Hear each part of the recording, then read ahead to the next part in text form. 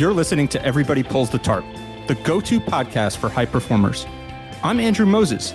Each week, you'll hear my thought-provoking conversations with Olympians, pro athletes, CEOs, elite coaches, best-selling authors, and other high performers to uncover their secrets to success. Get ready to be inspired each week when we talk about leadership, teamwork, work ethic, and more. Are you ready?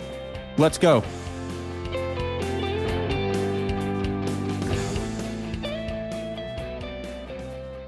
This week, my guest is Cody Keenan.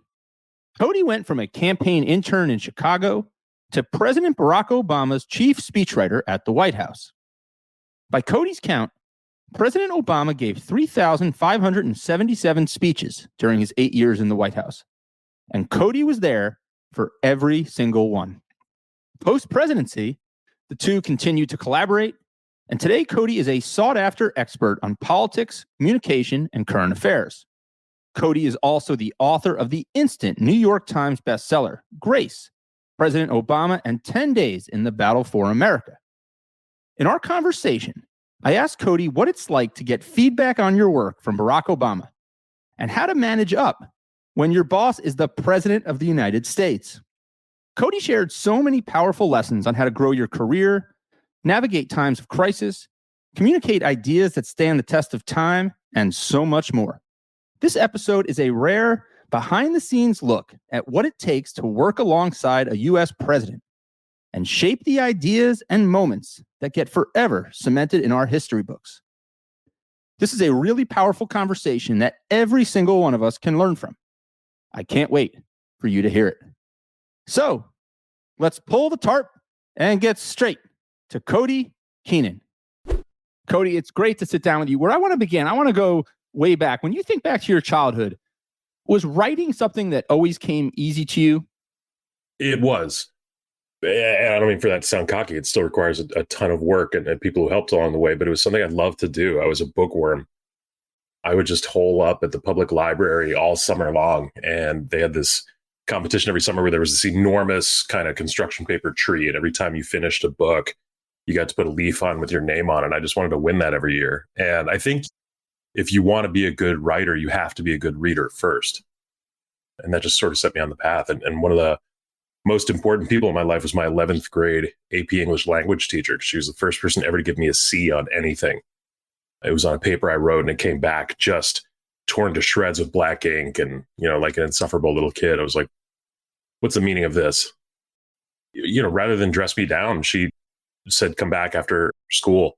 And she patiently walked me through every single edit she made and why. And she was right. And it just made me a better writer. Nobody ever taken the time to do that before. Cody, I'm curious. Is she somebody that you still keep in touch with? Yeah, her name's Kathy Wassel. And she and I did a book event together on the hardcover tour last year. I went up to the public library in Ridgefield, Connecticut, which is where I went to high school. I grew up in Chicago. She was my moderator, and the two of us just did a book event together. It was great. Fantastic. What a full circle moment for you and for her, I'm sure. So I'm curious, you talked about being a bookworm and being competitive when it came to the library reading competitions and things of that nature. What types of books do you recall reading as a kid? Were you drawn to a particular genre or type of literature? Oh, yeah. I mean, the years I'm talking about were probably elementary school, maybe early middle school, but I crushed every single one of the Encyclopedia Brown series, the Boxcar Children, and then moved into quote unquote more grown up fare, like Clive Cussler novels, like Dirk Pitt was this hero, globetrotting hero. And I consumed all those before you get up to high school and actually start reading some decent literature. I was telling my kids about R.L. Stine and Goosebumps and the Boxcar Children, and some of those books take me back. One of my favorite activities with my kids, and I've got two young girls, is to take them to the bookstore, take them to the library. I just love having books around. And I think when you're just around books and you've got lots of options of books, there's so much you can learn. Nevertheless, become a better writer. Yeah, and can't be daughters, man. I have a 2-year-old daughter at home. We surround her with books. We have 2 bookshelves in her room, and we just want them around her, whether she gets into them on her own or not. And she obviously can't read yet, but she will grab books and just go sit on the floor and leaf through. And there are a couple she's memorized, so it looks like she's reading them, but she just memorized the words. Cody, so we've talked about the reading and the writing, or we've started to at least. What about the politics? I'm curious, what's your first political memory? It all blends together because it was usually my parents arguing at the kitchen table. And because my mom was always a lifelong Democrat, my dad was a Reagan Republican from California, and they'd kind of bicker and argue about this and that. Not like, with the hostility that some marriages go through today politically. But I found it fascinating. And we were a house that always subscribed to the newspaper, the Chicago Tribune. So I'd pick it up and look through to see what they're arguing about. Again, like I was saying with my daughter, I think it's just helpful to have those things around because kids get curious about it and get into it. So there's no one early memory that really sparks me. I remember in, I think it was third grade, we did like our first mock election in class for Dukakis Bush. And I remember Bush won on a landslide, I think only because most people just already knew who he was. I had no idea what I was voting for at age 8, but it was fun. So you went to college, if I'm not mistaken, to study pre-med. So at that point, you're not probably thinking about a career in politics or even anywhere near it. Tell me about that. How did you end up pre-med? Where did the politics come into play from a professional perspective? Yeah, I tore apart my knee playing high school football. So I became fascinated by orthopedics and I wanted to be an orthopedic surgeon. So I went to Northwestern University, just north of Chicago. They had a pre-med program, but it's not a major. You have to take a full slate of liberal arts courses alongside it. And I just found myself, I found chemistry turning me off from pre-med, which is sort of its point.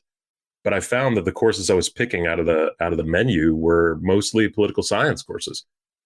So I traded the harder science for the easier one, and it became a really fulfilling career.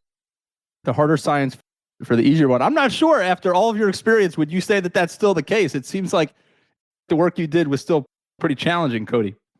It was challenging, but I didn't literally have a single person's life in my hands on the table.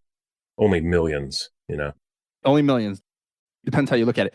So you go on to intern for Senator Ted Kennedy. What is that experience like? What do you remember most about that experience? I've got to imagine that's a time that's starting to further shape your perspective from a political standpoint. And it's just a time when you're diving in deep, getting involved in a lot of different roles and responsibilities and seeing it from a variety of different angles. Tell me about that for a minute. I can tell two versions of the same story here. The version that I tell my students, I teach at Northwestern University in some of the same classrooms that I learned poli-sci in. I tell my students that your first job or your first internship is actually your best education because you are now taken out of learning about theory and you're plunged right into the real world and seeing how things actually work. And so keep your eyes open, keep your ears open, watch what people are doing, learn on the job, make some mentors, because you'll never get another chance like it. It's like an advanced degree, without having to go to school for it. That's one version of the story. The other version of the story, and I don't mean to skip ahead because I know the entire purpose of this podcast, but it involves pulling the tarp. That's not how I approached the internship when I was 22 as your best learning experience. It had taken me a while to find a job in Washington. It's a difficult place to break into. But I figured, I'd gone to a good school. I'd seen every episode of The West Wing. I knew what I was doing. I read the paper. I was smart. And in that internship, you're asked to do things that, like I was asked to walk the senator's dogs. He had 2 dogs that he'd bring to hearings and loved having them around the office. And constituents loved seeing him. I was asked to run memos around the Hill, give tours, collect signatures. And you're thinking, well, this isn't what I signed up for, right? I signed up to craft legislation, And you're 22. What on earth do you actually know about any of this stuff? You have to learn on the fly about, not just how a bill becomes a law, but all of the horse trading that goes into it, advocacy groups, knowing the issues inside and out. And so I can't remember, but I must have just given off a bad vibe when staff was asking me to do those quote unquote more menial things, make copies. And one day the office manager pulled me aside, and I don't usually tell this version of the story because it's so embarrassing in retrospect. The office manager pulled me aside and said, look, man, you're smart. I like you, but I'm starting to get some complaints from senior staff that you're a pain in the ass. And when they ask you to do something, you just kind of huff and puff about it. We can find anybody else to do this internship. And this is your only chance to turn it around. And it was so shocking. And I felt so ashamed almost immediately that I had allowed this to happen. And I turned it around instantly. From then on, I was just the most pleasant person. I made the best copies of anybody. I walked the dogs better than anybody. And I was really deeply ashamed that I had acted that way. I knew my parents would be disappointed if they knew I'd acted that way. And I turned it around, and it became my best learning experience. I worked there for 4 years, got promoted a couple of times. It's the first place I had the chance to write a speech. And the fact that I could have thrown all of that away just by being an insufferable brat, that's really scary. And I'll always be grateful to him for pulling me aside and giving me an important talking to like that.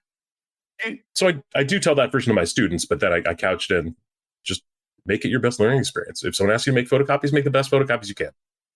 Make the best photocopies you can. Cody, I'm curious, do you feel like when you were going through that and that senior staff member brought it to your attention, do you feel like they had captured you correctly? Like, for example, was that how you truly felt, or was that what you were just giving off based on your body language? Like, was it fundamentally inside you saying, you know what, I am above this, I don't need to do this?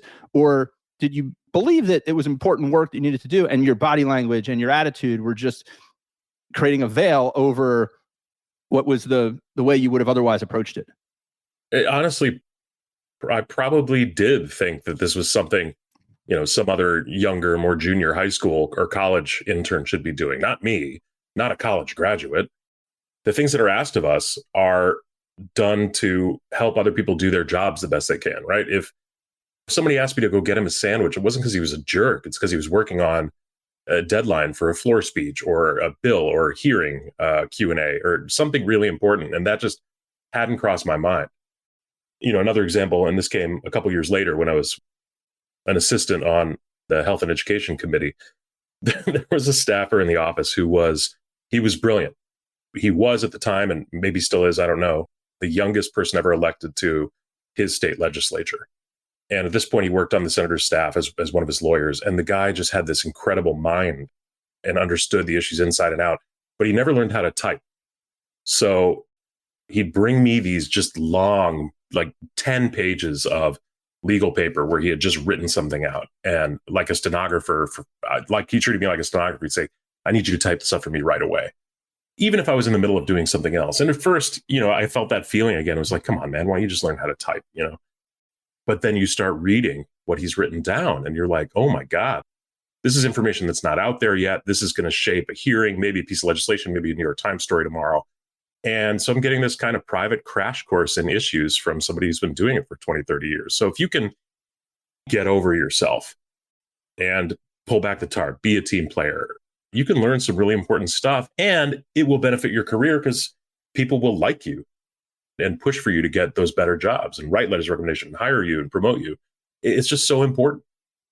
Cody, do you think that once you moved up the ranks and you had a team and a staff underneath you at other stops along your career so far, do you feel like you were better suited to lead because of some of those experiences that you had early on, and it made you more well-rounded and gave you better perspective as a leader? Totally. I think if you've come up to use a phrase, pay your dues, come up through the minors, come up as an intern, whatever, you're going to know how everything around you works. Not just how to hit a ball or field it, but how to take care of the clubhouse, how to make sure everybody's prepared for the game. But it really does make a difference to having done, especially as a staffer, and I'll always be a career staffer. If you've worked at every level, it really does help. And I'll take a specific example. Our President Obama's chief of staff for the second term was a guy named Dennis McDonough, and he was just beloved by the staff because he was a career staffer. He had come up as an intern and as a staff assistant and worked his way up every rung.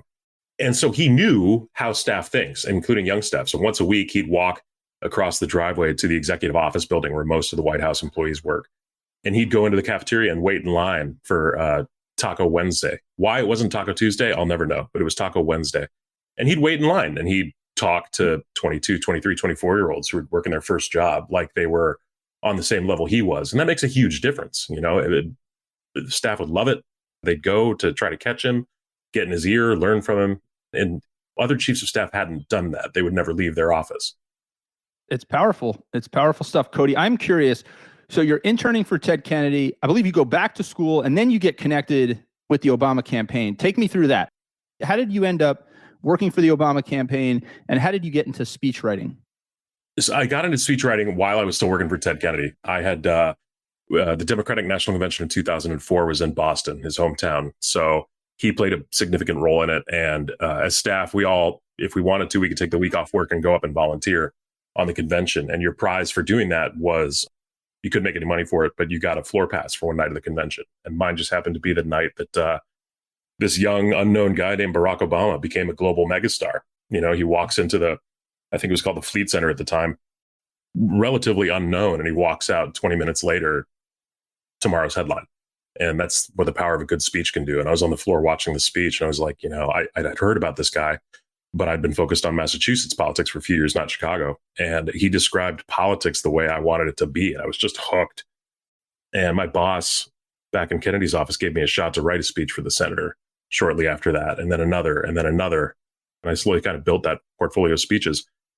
And then a woman named Stephanie Cutter, who had been Ted Kennedy's communications director a couple years earlier, she had also mentored Jon Favreau on an earlier campaign. He was Senator Obama's chief speechwriter at the time, only speechwriter.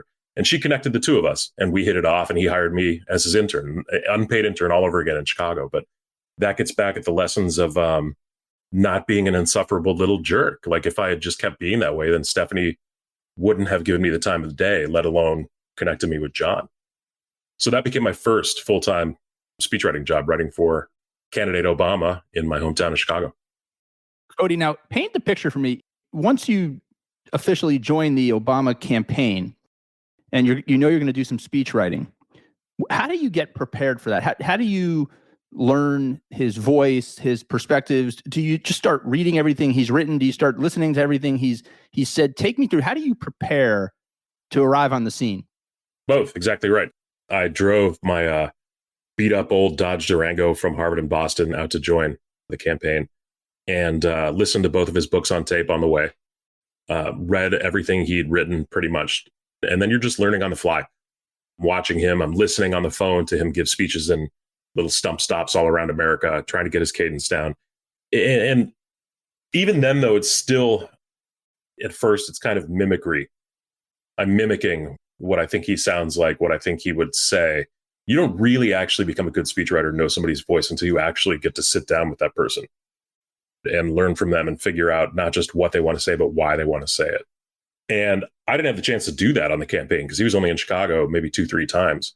And those 2-3 times he's meeting with the strategists, and then he might give a speech to the entire staff. But the first time I met him was almost 2 years after I joined the campaign. And the first time I met him was in the Oval Office 2 days after he took office, which is a terrifying prospect. But only then do you really start getting good at writing for somebody. You meet him for the first time in the Oval Office. I believe by your count, and you've stated this publicly, that President Obama gave 3,577 speeches during his 8 years in the White House. You were there for every single one of them. I'm curious, what do you remember most about that first experience in the Oval Office? I mean, a lot of us have worked for different types of leaders. Not many of us have walked in and met our boss, who's the president of the United States, and have to learn to understand their voice, the way they want to communicate, how to take feedback from them, how to give them upward feedback. What do you remember most about that initial moment? Very little. I have a photo of it. It's one of those things. I think people who've played sports will understand this. When I play high school football in a big game, you just kind of move and react. And afterwards, I'd find myself forgetting a lot of the game, because you're just so hyped up on adrenaline in the moment. The same thing happens when you walk into the Oval Office. Your mouth goes dry. Your heart starts beating so hard you can hear it in your ears, because it's this thing you've only seen on television. And then suddenly it's real. And oh my God, there's the president of the United States.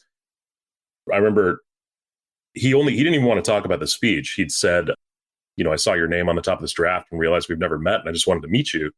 And he started asking me questions about how I came up. He clowned on the Cubs a little bit because he's a White Sox fan. And that was about it. I had to get out before his next meeting. And his assistant, Katie, goes, "Do you remember anything that just happened?" And I was like, "No, not really." You just kind of black out. But, after that, especially later on in the administration, final 5 years, then I'd start seeing him on an almost daily basis. And you kind of get over that. What's the process timeline like for creating a speech for the president of the United States? Are you working on it for weeks in advance? I'm sure some things come up and you've got to respond really quickly. What's the typical process like? How are you organizing your day, your week? Take me through that a little bit. There is no typical process, which is what's so great. I mean, there are speeches where you get a long lead time, like a State of the Union address or some anniversary thing that's coming up, or a foreign trip.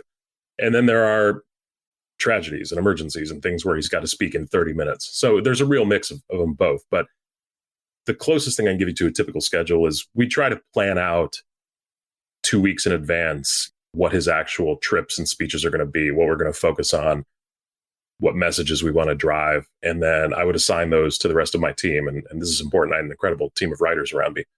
And then ideally, we'd have maybe 3 days to write each speech. That's 4 days would be a luxury. And you set about researching everything from where he's going to speak, who he's going to speak to, what the policy is about. I'd go sit and talk to, if it was a policy speech, I'd go sit and talk to the experts and kind of get the download from them as to what matters. And then you just start drafting and writing. And ideally, you have a day or two to do that. And then you send it around to about 70 people who take a look at it. That's everything from the other speechwriters on the team to the communications staff to the lawyers, policy people. And then ultimately you send it to the boss. And from there on, only his edits matter. And he'd usually work on a speech late into the night, mark it up by hand, much like my teacher did in high school. And we pick up his edits in the morning. Sometimes he'd walk us through them.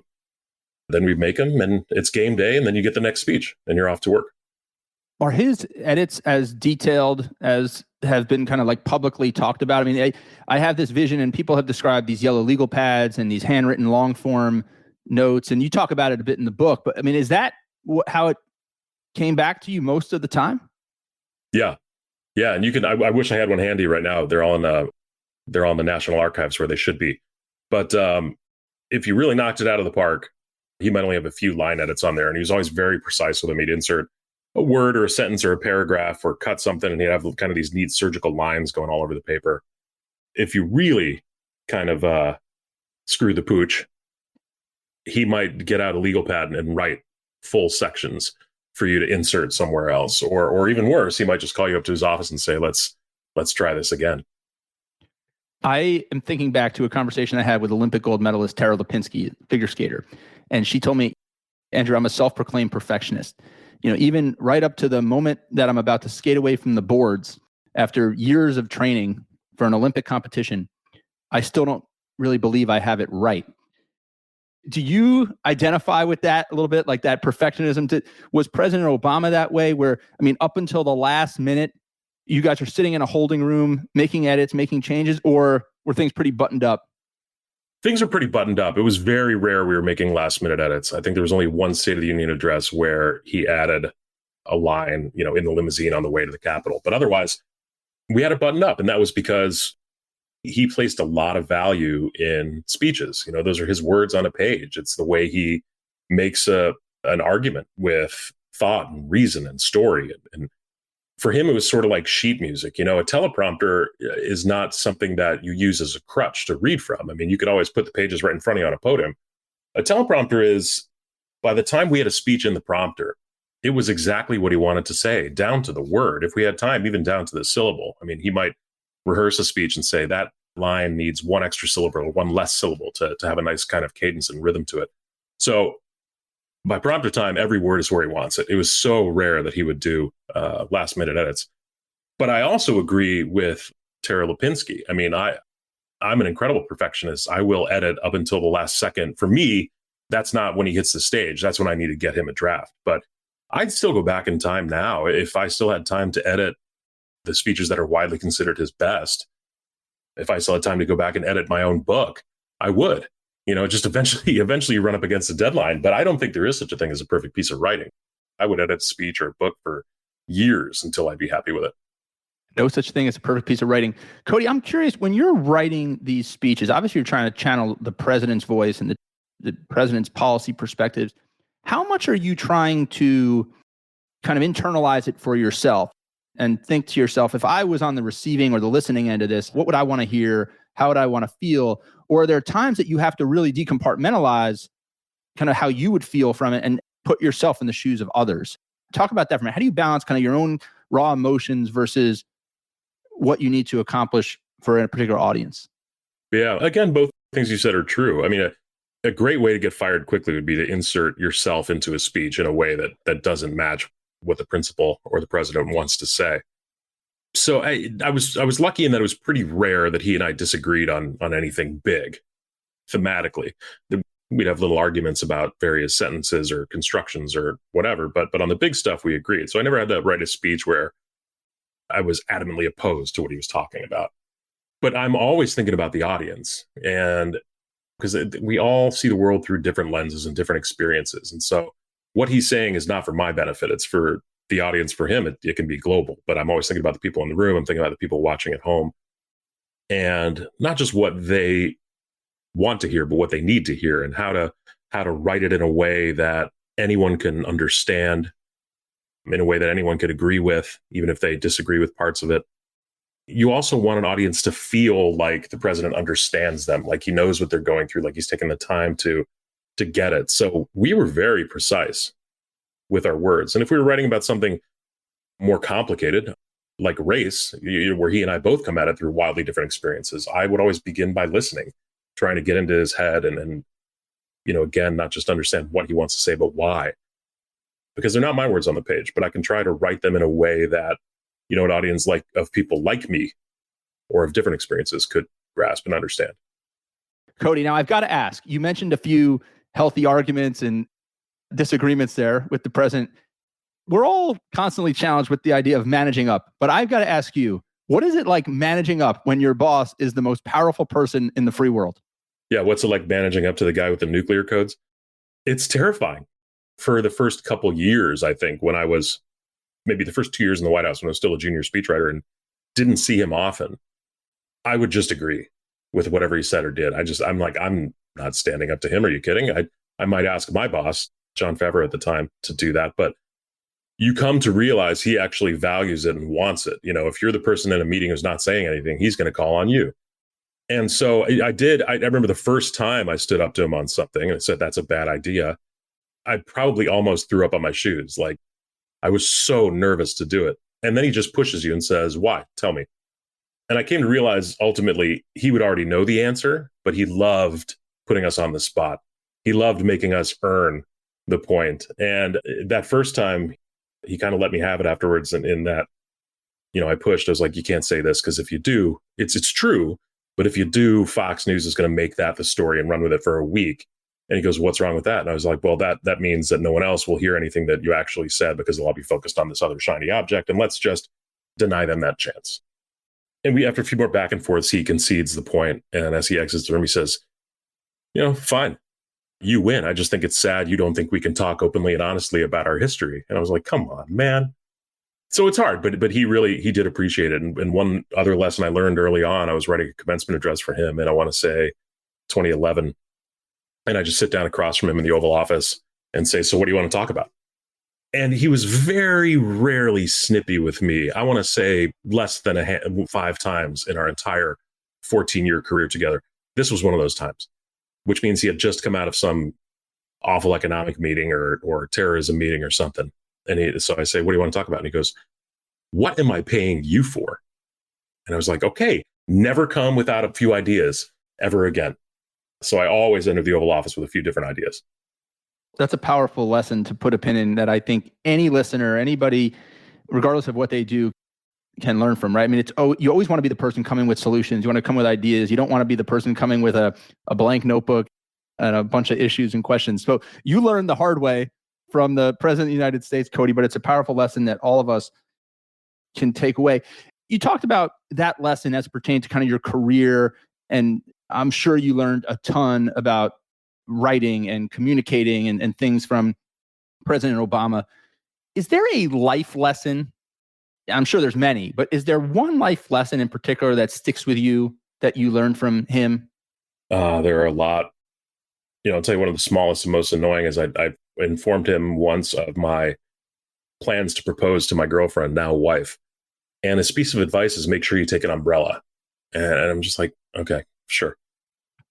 And this is 2 weeks later. So it's not like, the National Weather Service isn't that good. And it rains. And he was like, did you take an umbrella like I told you?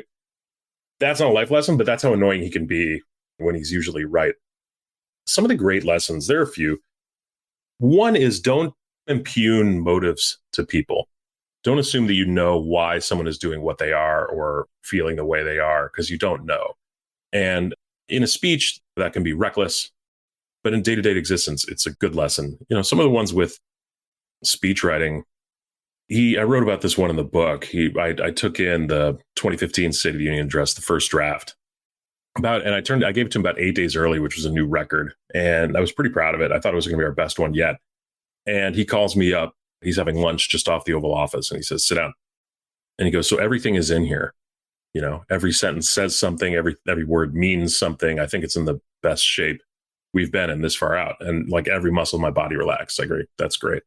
And he goes, but we have a week and we can make it better. And like I said, it's so dense. Every sentence says something. Every word means something. I'm still not picking it up. And I'm like, well, yeah, man, that's the State of the Union address. Everything is in here. It's a laundry list. We know the drill. He goes, no, here's what I mean. Do you ever listen to jazz? And I just kind of stare at him like, not really. And he says, well, you know what they say about Miles Davis? And again, I'm like, no, not really. He says it's what made him great were the silences. It was the space between the notes, the notes you didn't play. That's what made him so good. And so what I want you to do is take this speech tonight and take it all from a 10, take some of it down to 8, maybe to 4, 6. I need moments of levity. I need moments to take a breath. I need moments for the audience to catch their breath. And so go home tonight and pour yourself a drink. Don't do any work and just listen to some Miles Davis and then come back here tomorrow and find me some silences. And I thought that was really great advice. He was right. Another way to describe it is it was like you put on this sweater that is just so tightly knit that it just feels like you can't breathe, and if you just loosen the sweater just a little bit, it'd be so much more comfortable. It was kind of like that. And I took out some of the denser stuff and put in some levity and some, like one example is we were telling this woman's story about she had written the president this amazing letter about her family. So we were telling her story and working it into kind of economic policies that would help someone like her. And I decided to tell their story in sort of I didn't think this at the time, only in retrospect, but kind of a Mellenkampian way. She waited tables. He worked construction. Their first son was on the way. They were young and in love in America, and it doesn't get any better than that. Because that's just a nice line. And I could see people at home, even if they didn't like the president, I could see, even the members of Congress in the room, some of the most cynical people there are, just remembering a nice moment with that person you fell in love with all those years ago before life got complicated. And so, of course, when I send that around, the policy people whose stuff I cut, they were like, this needs to go back in. Can you cut those lines about being young and in love? And I was like, oh, get out of here. Put your stuff in a fact sheet. I'm leaving the good stuff in a speech. Besides, he told me to. Cody, you alluded to it. I want to get into the book for a couple minutes here.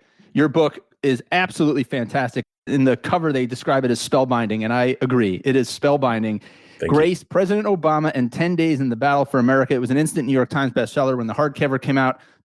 The paperback version is out now as well. Obviously, I mean, a remarkable 10 days in American history. But I'm sure there were a lot of remarkable days during the 8 years that President Obama was in the White House for you personally, as you were working there and seeing it all. How did you settle on these 10 days to write about? And how did you decide how you were going to kind of present those 10 days in your book? Yeah, what's great about, I'll describe the 10 days. They're not kind of 10 days from across the 8 years. It is a 10-day stretch. One single stretch in June of 2015, which helped me pick those 10 days just because it was so preposterous that all of that could happen at once. The book begins with the mass shooting in Charleston, South Carolina, where a white supremacist went into a black church and murdered 8 parishioners and their pastor. It goes into how the country reacts to something like that, how a White House has to respond to something like that, how the first black president and his white speechwriter have to respond to something like that. And at the same time, I had already been preparing for a couple Supreme Court cases that were coming within the next week on the Affordable Care Act and marriage equality. And there's a very real chance the Supreme Court might strike down Obamacare in its entirety and might say, no, there's no constitutional right to marriage equality. And I'm thinking about what do we do if the Supreme Court tells tens of millions of Americans, who work 2 jobs, sorry, this country's not going to help you afford health insurance. What do we do if the Supreme Court tells tens of millions of gay Americans, sorry, you're second-class citizens. You don't get to get married like the rest of us. And so I'm grappling with all these questions already about what America is and who we are, whether or not we kind of stand up to our founding truths. And then this murder, this massacre happens. We have some pretty intense debates on whether or not he's going to give a eulogy at all, because he'd gotten pretty tired of giving eulogies after mass shootings and he tried to get background checks through Congress 2 years earlier and they'd been blocked, and he felt pretty cynical about it. And so over the course of these 10 days, I'm describing, what's happening inside the White House, what's happening in the country. the tipping point for us was these families of the victims. These are,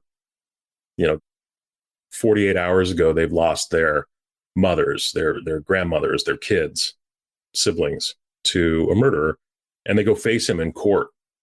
This is 2 days after the massacre, and one by one, they forgave him. And I just remember there was this extraordinary moment. That's what pushed President Obama into wanting to give a eulogy. And in that eulogy, he wanted to talk about some pretty, kind of the third rails of American politics: guns, the Confederate flag, race, and racism, which was not an easy speech to pull together. And that's one of the few that he rewrote half of by himself. So I go into our, midnight writing sessions in the actual White House residence. And then, so, I don't think I'm spoiling anything here by saying the Supreme Court ruled our way on both of those cases on the last 2 days of the week, days 9 and 10. And so, the final morning, he's out speaking in the Rose Garden on marriage equality. And then we hop on a helicopter to head to Charleston. He decides he's going to sing Amazing Grace during this eulogy that he'd rewritten at 3 a.m. And it was a pretty extraordinary 10 days of kind of American trauma and American progress all rolled into one. How long, when you're actually living it, does it take you to kind of decompress and like process all of that stuff? Long time. On day 11, there's work to be done, but I would imagine that there's some type of processing that has to happen. An incredible stroke of luck. Day 11 was a Saturday, so I slept till noon. But we'd worked the Saturday and Sunday before, I promise. It takes a long time to process. And it's not like during those 10 days, we all woke up and said, oh, well, today's day 6. It's only in retrospect you kind of put that all together and sit and think, oh my God, all of that just happened in a week. In the moment, you're just moving and reacting and knowing what draft needs to go where, when.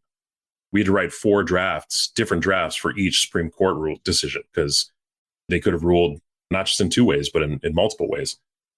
And the president would have to speak almost immediately. So we had all these drafts, like, juggling like one of those plate jugglers you see on a tourist boulevard. And it's just exhausting. And so, thank goodness it went the way it did for us. If I don't want to think about what those 2 days in the White House would have been like if healthcare was struck down and tens of millions of people are now trying to figure out what they're going to do, if marriage equality was struck down and then Obama has to go give a eulogy that same day. I mean, the headlines on day 11 would have gone from triumphant to, Obama's presidency is over, just like that. So it is really emotional. It takes a long time to process. And skipping forward a little bit, it took years to process, the 8 years in the White House and the 2 years of the campaign, because you're just living on adrenaline for that entire time. I remember talking with one of the military aides on Air Force One who, these are the men and women who carry the nuclear football wherever the president goes.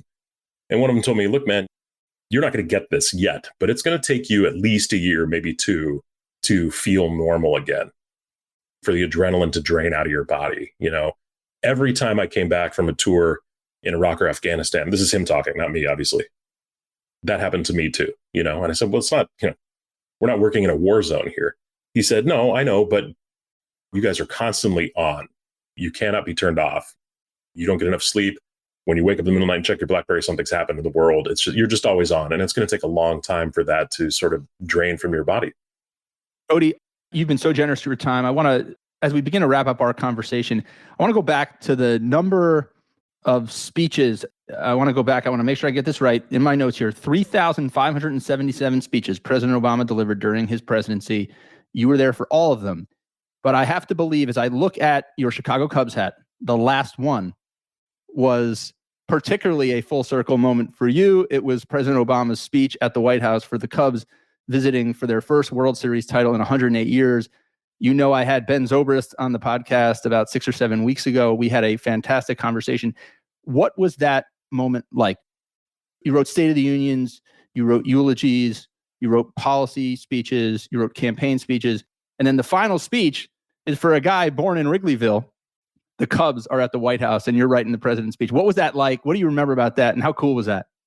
You can't script it better than that. I mean, I worked for President Obama for 4 more years after leaving the White House, but our last official speech of his presidency was welcoming the world champion Chicago Cubs to the White House. I mean, it's ridiculous. I would always joke with people who'd ask, whether they're interviewers or whoever, when are you going to leave? Are you staying all 8 years? Like, when are you going to leave the White House? Because most people don't stay all 8 years. It's only crazy people do that. And I would just joke, to try to deflect it. I'll leave as soon as the Cubs win the World Series.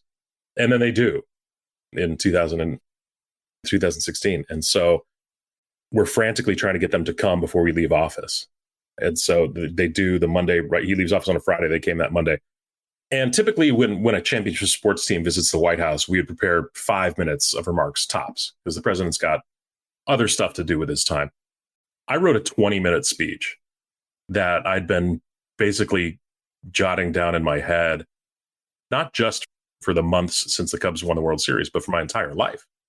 And I worked in my own memories with my father and people, I remember reading stories about people going to their parents' grave sites with a radio to listen to the games. I mean, it meant something primal to Chicagoans, including Mrs. Obama, who grew up watching Cubs games on WGN while sitting on her father's lap. So this was also the first sports event at the White House that she ever came to.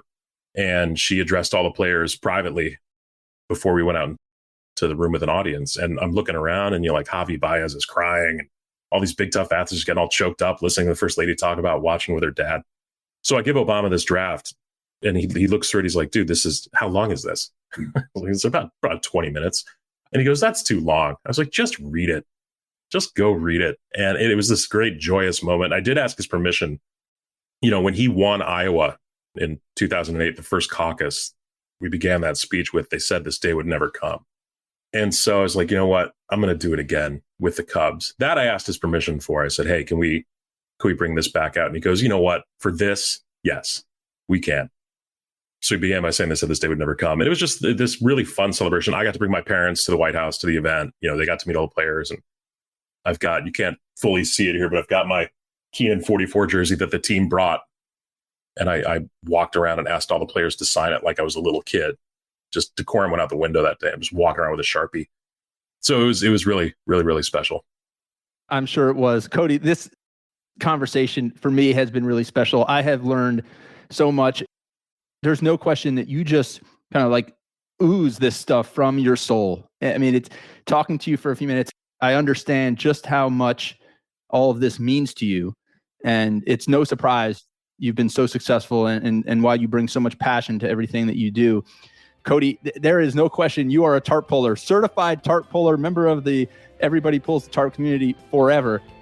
I just appreciate you spending a few minutes with me, and we'll have to catch up again soon and see where your journey continues to take you. All right, Cody Keenan, thank you so much. Thanks, brother. I had fun. Thank you for joining me this week. Be sure to subscribe in your favorite podcast app so you can catch all of our upcoming episodes. And if you are like me and want a world full of tarp pullers, then leave a review to help others find us. You can also follow me on Twitter at Andrew H. Moses. That's Andrew H. Moses. And be sure to sign up for my email newsletter at everybodypullsthetarp.com/newsletter. I'll share tips and insights to help you achieve maximum success and happiness. Today's a great day to pull the tarp. I am rooting for you. See you next time.